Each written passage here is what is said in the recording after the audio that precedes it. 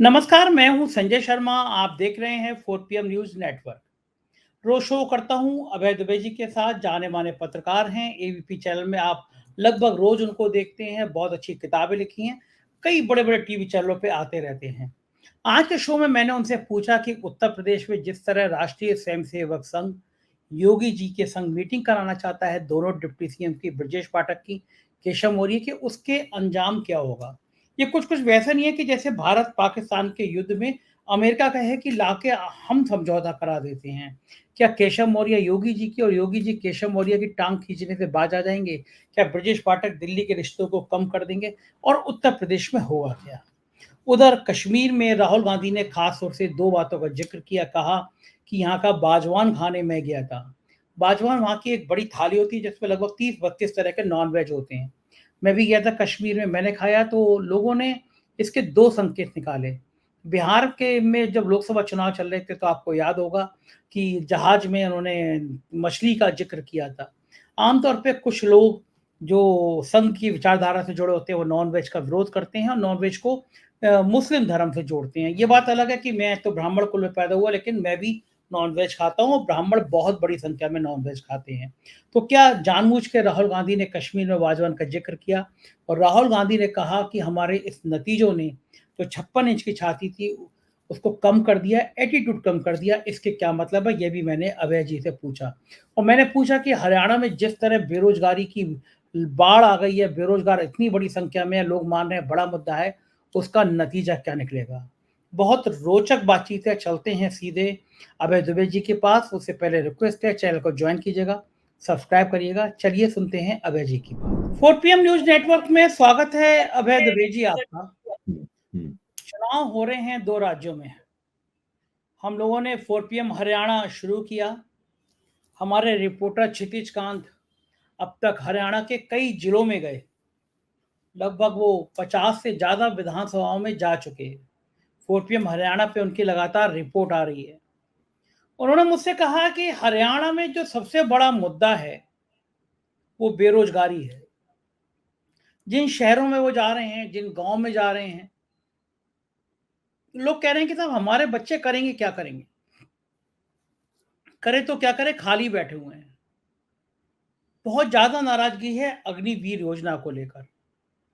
और आज तक चैनल जो है वो सर्वे दिखा रहा था कुछ संस्थाओं का, CNDS और शायद सी वोटर या इंडिया टुडे किसी के साथ मिलके, तो उन्होंने भी देखा कि लगभग मोटा मोटा चवार जो समस्याएं देखी उसमें 44-45% लोग बेरोजगारी से परेशान हैं।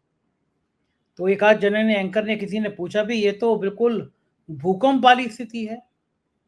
तो क्या जो देश का मिजाज है, जो लोग बेरोजगारी से परेशान हैं, जो नौजवान लगातार आंदोलन कर रहे हैं, वो हरियाणा में राजनीतिक भूकंप की तरह लाने वाले हैं?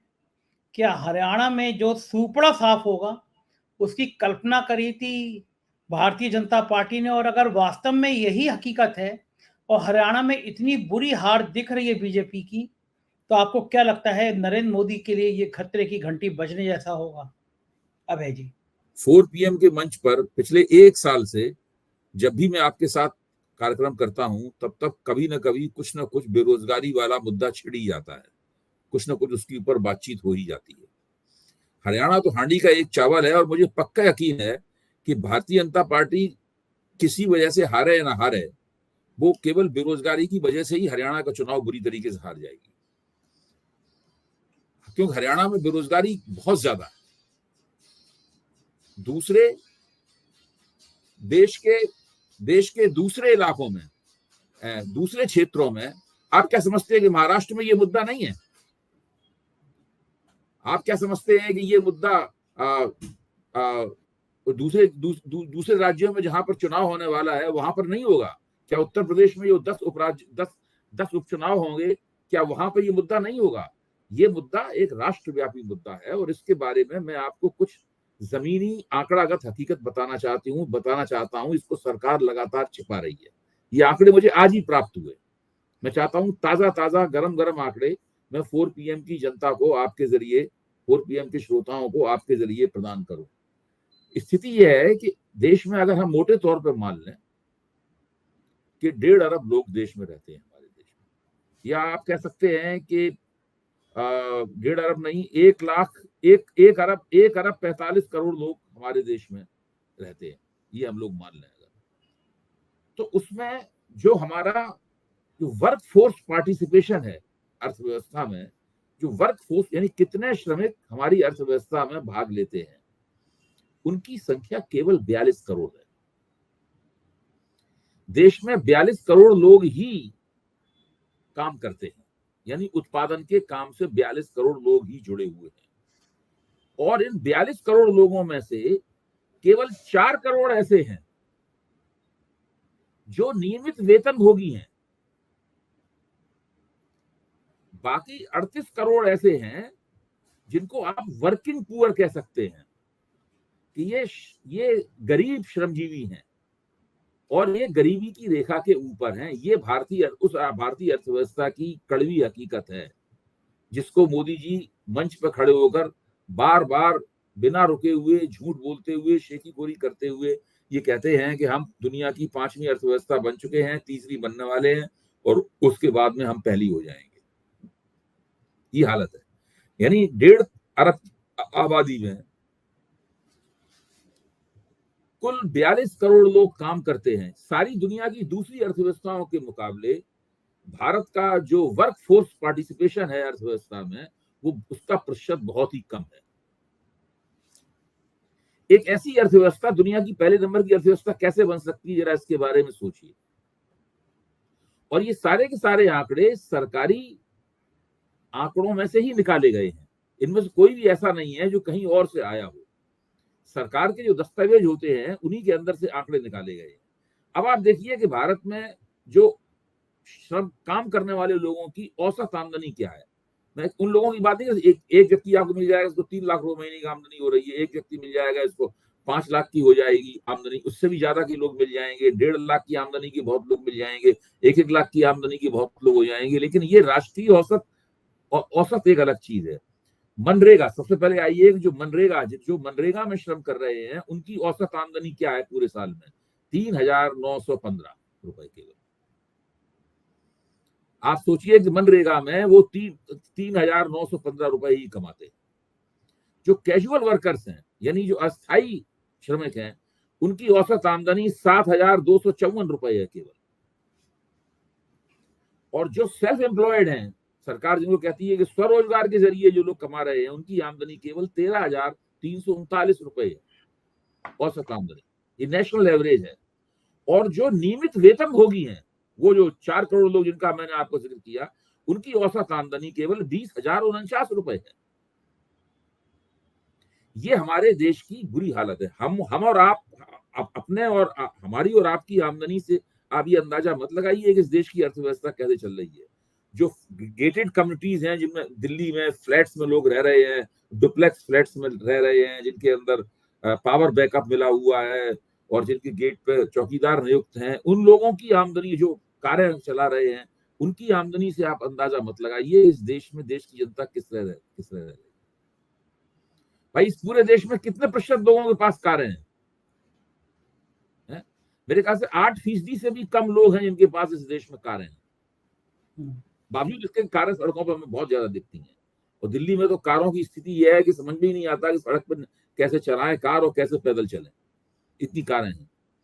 लेकिन इसके बावजूद अगर आप पूरे देश का औसत निकालेंगे तो आप पाएंगे केवल 8% लोगों के पास कारें हैं।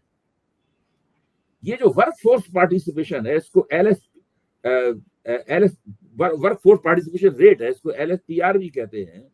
ये स्त्रियों के मामले में और भी ज्यादा कम है। अच्छा, अब इसमें क्या है कि आप सोचिए, अब हरियाणा, अब आप फिर से आ जाइए हरियाणा भी, तो पूरे देश की स्थिति है। हरियाणा पे एक विशेष मार अग्निवीरों वाली अग्निपथ योजना की भी पड़ी है। दूसरे राज्यों पे भी इसका असर है, लेकिन हरियाणा पे इस योजना का ज्यादा असर है। तो हरियाणा बेरोजगारी के मसले से विशेष रूप से उत्पीड़ित है। और भारतीय जनता पार्टी जबरदस्त एंटी इनकम्बेंसी का सामना कर रही है। भाजपा ने मीडिया के बड़े हिस्से पर कब्जा कर रखा है। वो हकीकत को सामने नहीं आने देते कि भाजपा के खिलाफ, नरेंद्र मोदी के खिलाफ जबरदस्त एंटी इनकम्बेंसी है। वो इन प्रश्नों के ऊपर बातचीत नहीं करते। कोई सर्वे भी आ जाता है उसका आंकड़ा वगैरह दिखा देते हैं, लेकिन उसके ऊपर कोई बहस नहीं करवाते, कोई बातचीत नहीं करते। और जब बेरोजगारी लंबे अरसे तक रहती है और नौजवानों को धीरे धीरे यकीन होता जाता है कि हमें रोजगार नहीं मिल रहा है और हमारी जिंदगी बिल्कुल बदहाल है, इस पे एक बड़े अर्थशास्त्री ने बड़े दिलचस्प तरीके से कहा है कि एक तरफ 5,000 करोड़ रुपए की शादी होती है, एक शादी जिसमें 5,000 करोड़ रुपए खर्च किए गए हैं, दूसरी तरफ करोड़ों लोग इतना कम पैसा कमाते हैं, करोड़ों लोगों की औसत आमदनी 3,915 से लेकर 20,000 रुपए के बीच में है कि उनकी शादियां ही होना मुश्किल है। यानी एक तरफ तो 5,000 करोड़ की शादी हो रही है और दूसरी तरफ जो अग्निवीर हैं उनकी तो शादियां ही नहीं हो रही हैं, अग्निवीरों की शादी नहीं हो रही है। शादी नहीं हो रही है अग्निवीरों की। ऐसी स्थिति में नरेंद्र मोदी कैसे चुनाव जीत सकते हैं? लोगों को भ्रम में रखकर वो 10 साल तक चुनाव जीत चुके, वो वक्त निकल चुका है पूरी तरीके से। मोदी जी कितनी भी लफाजी कर लें, पोलैंड की यात्रा कराएं, यूक्रेन की यात्रा कराएं, रूस की यात्रा कराएं, अभी कुछ दिनों बाद अमेरिका भी चले जाएंगे, वहां पे कमला हैरिस अगर राष्ट्रपति चुनी गई तो उनके साथ तस्वीर खिंचा आएंगे, सबकी यात्राएं कराएं, वहां एनआरआई लोग उनकी मीटिंगों में बैठे हुए तालियां बजाते रहेंगे, सड़क पे उनके हाथ मिलाएंगे, उनसे सेल्फी खिंचवाएंगे, ये सारे काम मोदी जी कराएं। इसके बावजूद भी ये जो जमीनी हकीकत है, महंगाई और बेरोजगारी वाली हकीकत, ये वो नहीं बदल सकते। देखिए बहुत तरह के झूठ बोले जाते हैं। एक ही झूठ बोला जाता है कि हमारा देश युवा लोगों का देश है। ये एक ऐसा सच है जो आज की तारीख में सच है, लेकिन कल की तारीख में ये झूठ में बदल जाएगा। मतलब स्थिति ये है कि भारत में जो काम करने वाले लोग हैं उनमें से 65% लोग ऐसे हैं जिनकी उम्र 45 साल हो चुकी है। यानी अगले 15 साल में, यानी एक पीढ़ी से भी कम समय में वो 60 वर्ष के होंगे।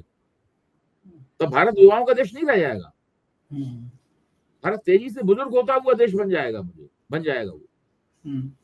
और इसके लिए इस सरकार के पास कोई भविष्य की ऐसी योजना नहीं है कि जब भारत बुजुर्गों का देश बन जाएगा तो उस वक्त ये सरकार क्या करेगी। तो बुजुर्गों का देश बनने में भी 100 साल नहीं लगेंगे, 15 साल के अंदर भारत बुजुर्गों का देश बनना शुरू हो जाएगा। उसके लिए तो प्लानिंग अभी से करनी पड़ेगी ना। लेकिन मोदी जी इस तरफ लफाजी में बिजी हैं। मोदी जी से बड़ा लफाज भारत के इतिहास में नहीं, दुनिया के इतिहास में कोई नहीं हुआ है। दूसरी बात, ये अगस्त का महीना चल रहा है, अभी जुलाई का महीना गुजर चुका है। जुलाई के महीने में 23-24 जुलाई का दिन जो था, ध्यान कीजिए 23-24 जुलाई का दिन था, वो मानवता के इतिहास में और विश्व के इतिहास का सबसे गर्म दिन था। उतना गर्म दिन आज तक कभी हुआ ही नहीं कोई। इसका मतलब है तेजी के साथ में ग्लोबल वार्मिंग बढ़ रही है, मौसम गर्म हो रहा है, जंगलों में आग लग रही है, बहुत गर्मी पड़ रही है और आगे भी ये गर्मी बढ़ने वाली है। अमेरिका और पश्चिमी देश जो हैं वो ठंडे इलाके हैं, वो समशीतोष्ण या टेम्परेट इलाके हैं। हम लोग उष्णकटिबंधीय इलाके हैं, तो हम लोगों को वैसे ही गर्म देश है, तो वो लोग इस जो दुनिया में ग्लोबल वार्मिंग हो रही है इसका असर उनके ऊपर कम है।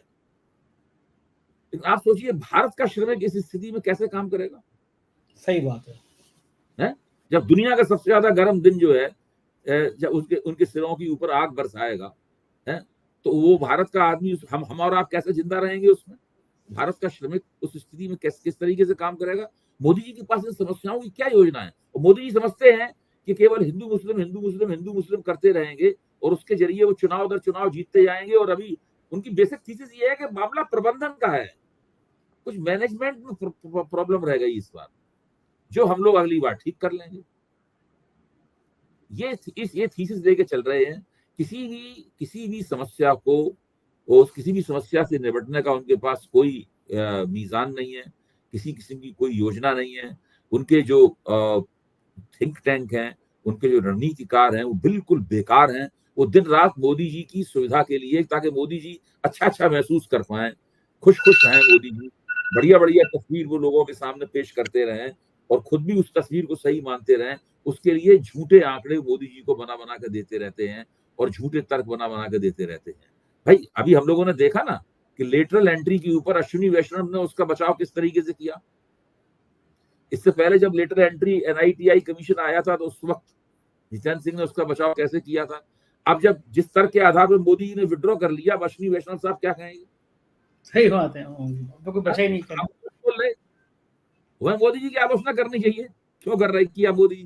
भाई अगर अश्विनी वैष्णव को अपनी बात का जरा भी पास है और जरा भी आत्मसम्मान है उनको, तो उनको चाहिए कि वो मोदी जी की आलोचना करें, प्रधानमंत्री ने गलत काम किया। ये ठीक बात है, जितेंद्र सिंह को बिल्कुल सही चाहिए बात कि है। प्रधानमंत्री की आलोचना करें, प्रधानमंत्री ने गलत काम किया।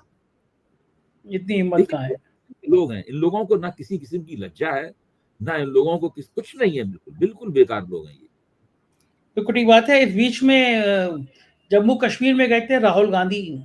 कश्मीर में नेशनल कॉन्फ्रेंस के संग अलायंस की बात लगभग फाइनल है, ये सामने आ ही रही है। कुछ मजेदार चीजें कही उन्होंने, जानबूझ के उन्होंने कहा कि वो मैं कल बाजवान खाने गया था, खड़गे साहब के साथ थे, खड़गे साहब का इलाज चल रहा है तो वेज हो गए। वाजवान का जिक्र उन्होंने खास तौर से किया। आपको याद होगा बिहार में जब चुनाव चल रहा था तो उन्होंने मछली का जिक्र किया।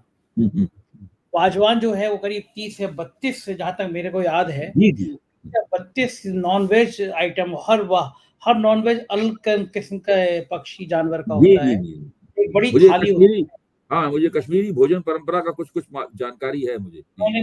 मैं गया था कश्मीर, तो मैंने वो बाजवान की थाली खाई है, मंगाई है। करीब 3,500 रुपए की एक थाली होती है और उसमें 30 या 32 तरह के अलग अलग, भेड़ का, बकरी का, इस तरह का अलग अलग जानवरों के नॉनवेज के आइटम होते हैं और वो थाली 3-4 लोग मिलके खाते हैं। कश्मीर की परंपराओं में है कि पूरा परिवार जाता है और एक थाली मंगा लेता है, वो थाली से खाया जाता है। तो ये वाजवान का जिक्र उन्होंने किया, तो वो जो एक लॉबी ऐसी जो मांसाहार को केवल एक समुदाय से जोड़ती है कि नॉनवेज खाएंगे तो मुसलमान खाएंगे। ये बात अलग है कि आजकल ब्राह्मण सबसे ज्यादा खाने लगे, मैं तो खुद स्कूल में पैदा हुआ लेकिन मैं खाता हूँ। तो वो जो है राहुल गांधी ने 2-3 बातें बढ़िया कही, एक वाजवान का जिक्र किया, एक ये कहा कि हमने प्रधानमंत्री के कॉन्फिडेंस को जो था, उनका एटीट्यूड था, उसकी हवा निकाल दी, इन चुनाव के रिजल्ट ने निकाल दी। कश्मीर में ये राहुल गांधी के ये 2-3 बयानों को आप क्या जोड़ के देखते हैं? और ये भी कहा उन्होंने कि हमारा जो अलायंस होगा वो कार्यकर्ताओं के स्वाभिमान के साथ होगा, कार्यकर्ताओं की इज्जत, पूरी जिंदगी कार्यकर्ताओं ने कश्मीर में कांग्रेस की विचारधारा को मजबूत करने में लगा दी है। तो ये जो सारी बातें थी राहुल गांधी की, इसको कश्मीर के चुनाव के संदर्भ में आप किस तरह से देखते हैं? देखिए राहुल गांधी ने ये बातें की और जिस जिस परिप्रेक्ष्य में आपने इन बातों को पेश किया है वो बिल्कुल सही परिप्रेक्ष्य है, उसी परिप्रेक्ष्य में ही इन बातों की समीक्षा की जानी चाहिए। इसमें एक सबसे बड़ी बात यह है कि राहुल गांधी का कश्मीर में जो स्वागत हुआ, कश्मीर में राहुल गांधी का बहुत ही भव्य स्वागत हुआ, बहुत ऐतिहासिक रूप से लोग उमड़े और उनको उन्होंने कश्मीर में देखा राहुल गांधी को। और ये जो कश्मीर में राहुल गांधी की जो मौजूदगी थी, उस मौजूदगी ने ये बताया है कि कांग्रेस कश्मीर के चुनाव में बहुत ही जबरदस्त हस्तक्षेप करने के लिए जा रही है। कांग्रेस की कोशिश है कि नेशनल कॉन्फ्रेंस के साथ में उसका अलायंस हो जाए, उसका गठजोड़ हो जाए, इसके लिए वो कोशिश कर रहे हैं। अगर नेशनल कॉन्फ्रेंस के साथ में कांग्रेस का गठजोड़ हो जाता है तो फिर आप समझ लीजिए कि वो घाटी से लेके और जम्मू तक, लद्दाख तो अब रहा नहीं कश्मीर में, वो तो अलग कर दिया गया है, घाटी से लेके जम्मू तक भारतीय जनता पार्टी को, घाटी में तो भारतीय जनता पार्टी कोई चुनौती है ही नहीं, भारतीय जनता पार्टी की चुनौती तो केवल जम्मू में है और वहां पर वो जबरदस्त मुकाबला वो लोग करेंगे। देखिए एक इंजीनियर रशीद है, तो इंजीनियर रशीद की जो पार्टी है, उस पार्टी ने लोकसभा चुनाव में बहुत अच्छा परिणाम निकाला था और उन्होंने, ये रशीद ने खुद भी अपना चुनाव जेल में रह के जीता और उनके वोट प्रतिशत जो था वो पीडीपी से भी ज्यादा अच्छा था वोट प्रतिशत, और पीडीपी का तो पूरी तरीके से सफाया हो गया और कांग्रेस का वोट प्रतिशत काफी अच्छा था, लेकिन वो उस तरीके से सीट नहीं निकाल पाए क्योंकि उन्होंने ज्यादा सीटों के ऊपर चुनाव लड़ा था और एक जगह कंसंट्रेट नहीं किया था। जैसे कि नेशनल कॉन्फ्रेंस ने केवल घाटी में कंसंट्रेट किया था, भारतीय जनता पार्टी ने केवल जम्मू में कंसंट्रेट किया, जम्मू में ही पूरा अपना कंसंट्रेट किया था, केंद्रित किया था। तो इस स्थिति में मुझे लगता है कि कांग्रेस और नेशनल कॉन्फ्रेंस के बीच में गठजोड़ हो जाता है तो फिर कश्मीर के चुनाव को जीतने में कांग्रेस और नेशनल कॉन्फ्रेंस की जोड़ी को कोई दिक्कत नहीं होगी। और राहुल गांधी के प्रति, राहुल गांधी का कश्मीर के साथ में एक पारिवारिक संबंध है। जवाहरलाल नेहरू के जमाने से, मोतीलाल नेहरू के जमाने से ये लोग सब कश्मीरी पंडित हैं, तो उस सब चीजों का मिलाकर कांग्रेस को इस बार काफी लाभ होने वाला है क्योंकि देश की फिजा भी पूरी तरीके से बदली हुई है। और ये मुझे लगता है कि जम्मू कश्मीर के चुनाव में मेरे कुछ मित्र बता रहे थे कि गवर्नर के भ्रष्टाचार का किस्सा, जो राष्ट्रपति शासन अभी बीच में लगा है और जो राज्यपाल के हाथ में पूरी ताकत दी गई है और उसके बाद में करप्शन के कई सारे मुद्दों की चर्चा होने लगी है। मैंने पिछली बार आपसे कुछ दिन पहले बातचीत में बताया भी था कि उत्तर प्रदेश में एक ठग पकड़ा गया संजय शिवपुरिया नाम का। उस ठग से लगभग 1 साल से ज़्यादा समय तक जेल में रहा। उस ठग से गवर्नर मनोज सिन्हा ने 25 लाख रुपए ले रखे थे, एफिडेविट में ज़िक्र किया। तो ऐसे करप्शन के आरोप में घिरे आदमी को गवर्नर बनाए रखना भी, मनोज सिन्हा जैसे आदमी को गवर्नर बनाए रखना, क्या ये भी बीजेपी के लिए भारी हो सकता है कश्मीर में? नहीं, बीजेपी ने तो एक और काम कर दिया है, उन्होंने राम माधव को इंचार्ज बना दिया है चुनाव का। इस बात को आप क्यों भूल जाते हैं? राम माधव की कश्मीर में क्या छवि है, हम सब लोग इस बात को जानते हैं, उसका अभी जिक्र सतपाल करना उचित नहीं है। वो अभय जी, सतपाल मलिक जी का मैंने इंटरव्यू किया। हाँ। सतपाल मलिक बता रहे थे कि 300 करोड़ की फाइल थी। हम्म। अंबानी की थी, अंबानी के संग एक जने की और थी और वो जो थी फाइल करप्शन की थी। तो जैसे ही पता चला तो उन्होंने सतपाल मलिक ने तुरंत फाइल कैंसिल कर दी। तो सतपाल मलिक ने मुझसे कहा कि सुबह ही सुबह, मतलब मुँह भी नहीं धोया था राम माधव ने, सीधे भागते-भागते राम माधव आ गए और कहा कि जो आपने फाइल जो है वो ये आपने क्या कैंसल कर दी? और गवर्नर को उसमें 300 करोड़ की रिश्वत का ऑफर हुआ था। तो सर गवर्नर साहब ने कहा हाँ। बोला अरे आप प्रधानमंत्री जी के कार्यालय से पूछ तो लेते, किसी तरह से उस फाइल को दोबारा क्लियर करिए। बोले मैंने मना कर दिया। तो राम माधव उस भ्रष्टाचार के केस के सामने आने के बाद बहुत लंबे समय तक हाशिए पे थे, क्योंकि केस हो बिल्कुल गया था बिल्कुल। और नहीं, उसको दोबारा देखिए, राष्ट्रीय स्वयंसेवक संघ में जो मेरे मित्र हैं वो उनके बारे में बताते रहते हैं। राष्ट्रीय स्वयंसेवक संघ में भी इनका कोई खास मर्तबे का व्यक्ति इनको नहीं माना जाता। भारतीय जनता पार्टी के इन विवादों के कारण वहां भी नहीं माना, लेकिन फिर से दोबारा भारतीय जनता पार्टी इनको झाड़ पहुंच के निकाला है और फिर से दोबारा जम्मू कश्मीर में जी किशन रेड्डी के साथ में इन्हें चुनाव इंचार्ज बना दिया गया है। इससे आप अंदाजा लगा सकते हैं कि भारतीय जनता पार्टी के पास में प्रतिभा की कितनी कमी है, ये स्थिति। सही बात है और एक प्रतिभा उत्तर प्रदेश में भी दिखाई दे रही है। संघ में और भाजपा के नेताओं में, शीर्ष नेताओं में बातचीत हुई है। एक बैठक हुई है, बताया जाता है कि मुख्यमंत्री के अलावा दोनों डिप्टी सीएम मौजूद थे। संघ ने कहा है कि भैया लड़ो झगड़ो मत, आपस में एकता दिखाओ, विपक्ष को एक संदेश दो कि हम सब एक हैं। आपस में झगड़े से गलत संदेश जाते हैं, कार्यकर्ता निराश होते हैं। लेकिन ये जो संघ की बैठक होती है, कहा जाता है संघ के 3 काम भोजन, बैठक और विश्राम। ये जो बैठक होती है, ये बैठक केवल भोजन, बैठक और विश्राम से निपट जाएगी? क्या दोनों डिप्टी सीएम, सीएम की टाँग खींचने से बाज आ जाएँगे? क्या केशव मौर्य योगी जी को और योगी जी केशव मौर्य को गरियाने से बाज आ जाएँगे? क्या लगता है आपको कि उत्तर प्रदेश की लड़ाई क्या आसानी से थम जाएगी? उत्तर प्रदेश की लड़ाई कैसे थम सकती है? उत्तर प्रदेश की लड़ाई उस वक्त थमेगी जब योगी आदित्यनाथ को मुख्यमंत्री पद से हटा दिया जाएगा और उसके बाद अगर केशव मौर्य को मुख्यमंत्री नहीं बनाया गया, किसी और को बनाया गया, तो केशव मौर्य उसके खिलाफ लड़ना शुरू कर देंगे 6 महीने बाद। तो उत्तर प्रदेश की लड़ाई तो नहीं थम सकती। उत्तर प्रदेश की लड़ाई आज भी खत्म हो जाए अगर अमित शाह वो योगी आदित्यनाथ को हटाने का अपना एजेंडा वापस ले लें और ये स्वीकार कर लें कि भाई यही उत्तर प्रदेश के मुख्यमंत्री बने रहेंगे और 2027 का जो चुनाव है विधानसभा का, वो इन्हीं के नेतृत्व में लड़ा जाएगा। उत्तर प्रदेश का देखिए, ये तो अभी उपचुनाव होने वाले हैं, इसलिए सब ड्रामेबाजी की जा रही है एकता की। एकता इस तरह के उपदेशों से कहीं एकता होती है? और राष्ट्रीय स्वयंसेवक संघ तो अपने आप को सांस्कृतिक संगठन कहता है, वो तो कहता है उसको राजनीति से कोई मतलब नहीं है।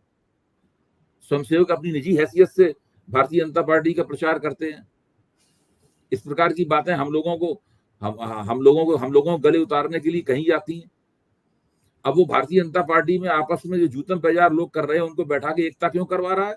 ये एकता कराने का काम तो नरेंद्र मोदी का है, ये एकता कराने का काम तो जगत प्रकाश नड्डा का है, ये एकता कराने का काम तो अमित शाह का है। कि राष्ट्रीय स्वयंसेवक संघ का काम भारतीय जनता पार्टी की गुटबाजी, विभिन्न गुटों के बीच में एकता कराने का काम कब से होने लगा? इससे एक और संकेत मिलता है संजय जी, आपकी निगाह जरूर गई होगी उसके ऊपर, कि एक तरह से भारतीय जनता पार्टी के सांगठनिक काम संघ ने धीरे धीरे अपने हाथ में लेने शुरू कर दिए। कैसे ही संकेत नहीं मिलता भाई? ये अगर केशव मौर्य और योगी आदित्यनाथ के बीच में एकता नहीं हो रही है, अगर दोनों उप मुख्यमंत्रियों और मुख्यमंत्री के बीच में एकता नहीं हो रही है, तो ये तो पंच फैसला नरेंद्र मोदी करना चाहिए, अमित शाह करना चाहिए, या और उन दोनों को फुर्सत नहीं है तो जेपी नड्डा को करना चाहिए। राष्ट्रीय स्वयंसेवक संघ का ये काम कब से हो गया? राष्ट्रीय पहले मैंने कभी नहीं सुना कि राष्ट्रीय स्वयंसेवक ने गुटबाजी खत्म करने के लिए इस तरह की कोई मीटिंग की हो। इसका मतलब ये है कि ये मांग की जा रही है कि आप ही हस्तक्षेप कीजिए, आपके बिना ये किसी तरीके से उपचुनाव हम लोग ठीक से नहीं लड़ पाएंगे, पहली बात। और दूसरी बात, संघ भी दिखाना चाहता है कि हम भारतीय जनता पार्टी को दुरुस्त के हुलिया को वही दुरुस्त कर सकता है। इसलिए संगठन की बागडोर धीरे धीरे करके अगर इस तरह से संघ का इस्तेमाल किया जाएगा एकता कराने के लिए, तो संगठन की बागडोर भी संघ के हाथ में चली जाएगी। ये इस बात का सबसे बड़ा संकेत है कि भाजपा का नेतृत्व अंततः किसके हाथ में जाने वाला है। अच्छा, ये कुछ-कुछ वैसी वाली बात हो गई अभय जी, जैसे कहा जाता है कि भारत और पाकिस्तान के बीच में अमेरिका आके हस्तक्षेप करेगा। तो दोनों पक्षों को स्वीकार नहीं होता है। तो आपको लगता है कि दोनों पक्ष संघ की बात को मान पाएँगे? किसी भी तरह से दोनों के मन में संतुष्टि आ पाएगी? नहीं, संघ की बात वो लोग क्यों मानेंगे? देखिए, राजनीति जो होती है वो आवश्यकताओं और महत्वाकांक्षाओं का मिला-जुला खेल है। भाई सब जानते हैं, केशव मौर्य जानते हैं कि अगर 2027 से पहले वो मुख्यमंत्री नहीं बने तो मुख्यमंत्री बनने का मौका उनके हाथ से जीवन भर, उसके बाद भाजपा जीतेगी नहीं। जब भाजपा ही नहीं जीतेगी तो मुख्यमंत्री वो कैसे बनेंगे? तो मुख्यमंत्री तभी तक बन सकते हैं जब तक कि उनके पास बहुमत है। और आला कमान जो है, यानी दो व्यक्तियों का जो आला कमान है वो मुख्यमंत्री से नाराज भी है। तो यही मौका उन्हें दिखाई पड़ रहा है, इसी मौके का फायदा उठाकर इनको हटवा दिया जाए और खुद मुख्यमंत्री कुर्सी पर बैठ दिया जाए।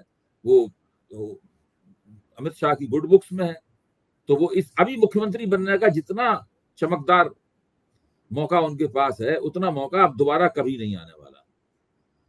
बिल्कुल ठीक बात है और ये बीजेपी के लिए बहुत परेशानी भरी बात है। हमारी निगाह बनी रहेगी। बहुत-बहुत शुक्रिया अभय जी, आपने हमें समय दिया। Thank you. जी। तो ये थे अभय दुबे जी और आप इनकी बातचीत सुन रहे थे। मुझे ज़रूर बताइएगा ये बातचीत आपको कैसी लगी, अपनी राय से अवगत कराइएगा। बहुत-बहुत शुक्रिया। Thank you.